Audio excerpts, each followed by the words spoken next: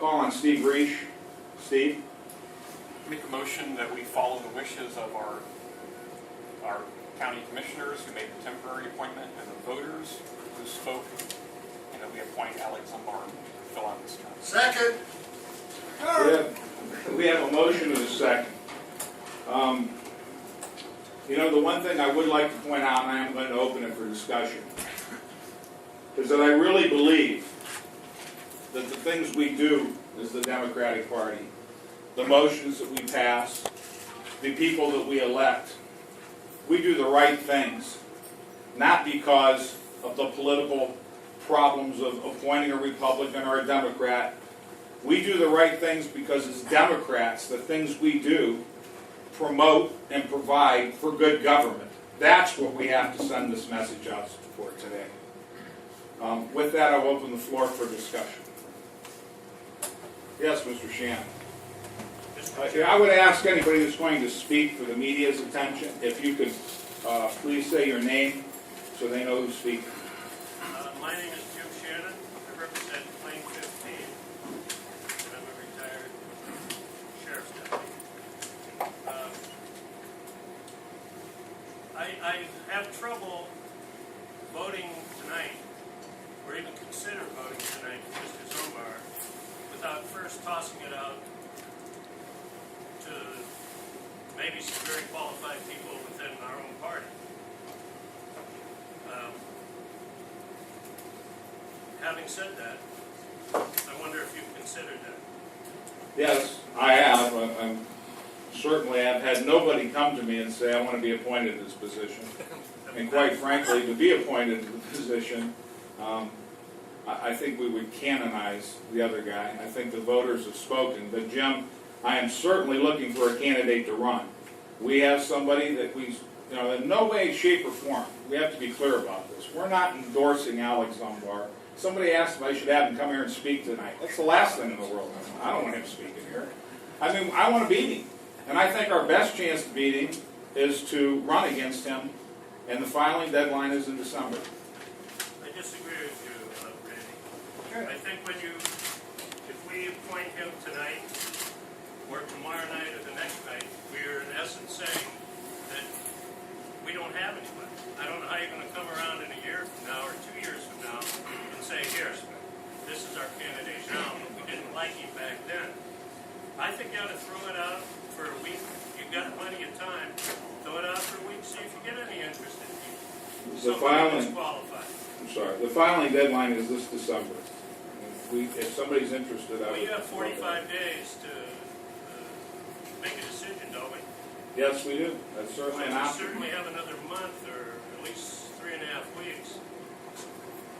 I just think it's unfair to maybe somebody within our own group that may have some credentials that may be electable that we haven't even talked about.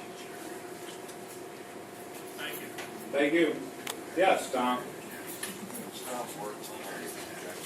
Tom Bork. Randy, what happens if we do not actually make an appointment, take no action at all? The statute says we shall appoint. I think since this is such untested waters, it's never happened before, there's really no case law. I've asked Debbie, I want to put her on the spot, to help me with this, Debbie Dawson from the prosecutor's office. She's found some case law, but nothing, that addresses it specifically. The reason I ask you that is, tonight I know that other for a voice of the legal aspect of it, but as I understood their article on our meeting, it was that we would either appoint someone, appoint Mr. Trump, appoint one of our own, or take no action, which would allow him to stay in if we took no action. That's it for that. That answers the question.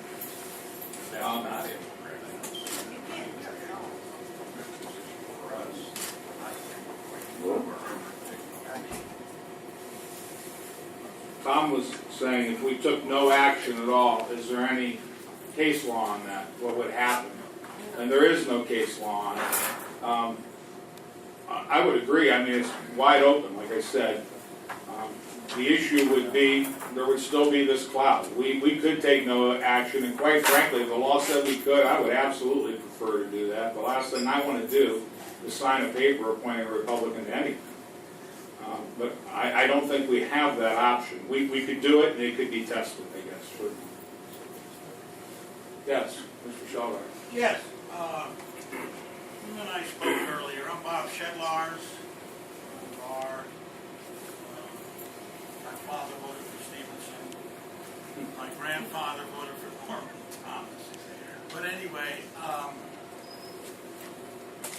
being in the bar, I always tell people, I'll make this fast, make one joke.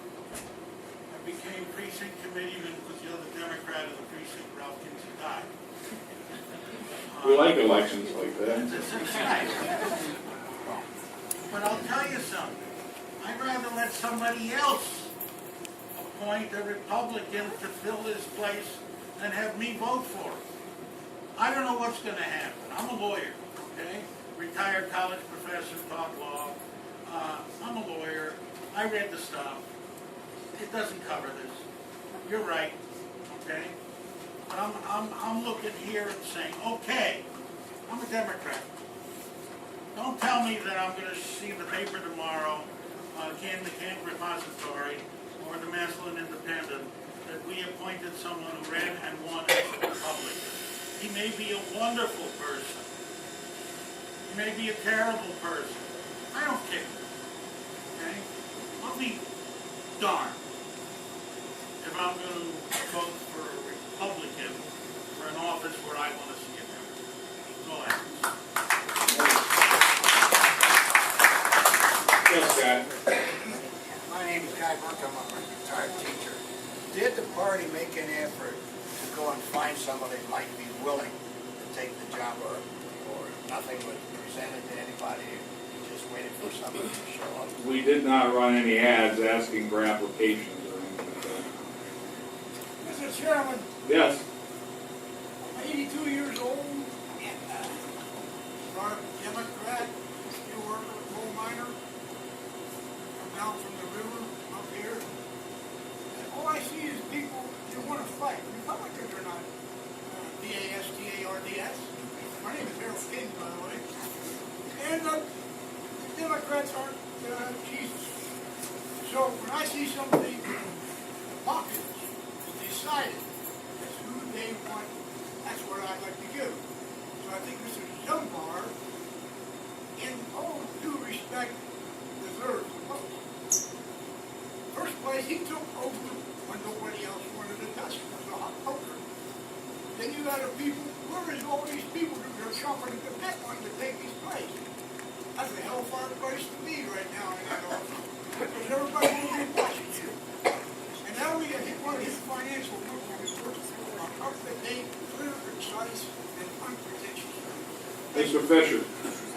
David Fisher from Jackson Township. I guess I'm looking beyond. I'm looking at All-Star County. You talked about collateral damage in the last election. We have a sales tax, folks, that has to pass, or good Democrats are going to be on the street.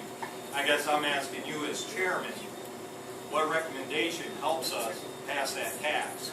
And in the event this group, as Democrats, would say he's our appointment, Alex Zumbar, is he going to come out in favor of this tax? Because so far I've seen good Democrats coming out in favor of this sales tax. I really haven't seen the Republicans.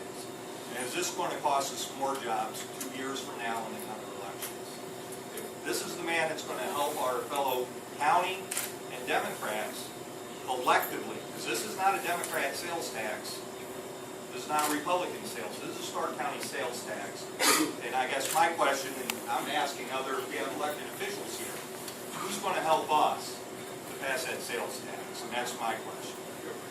David, I can answer that the Democratic Party and the Republican parties have both endorsed the sales tax. I don't believe, I've been on the committee, I've been to the committee meetings, many of them, the Republicans have been there. It has been a bipartisan effort to try to pass the sales tax. What they do from here on out, I don't know, but I can tell you they have been working on it.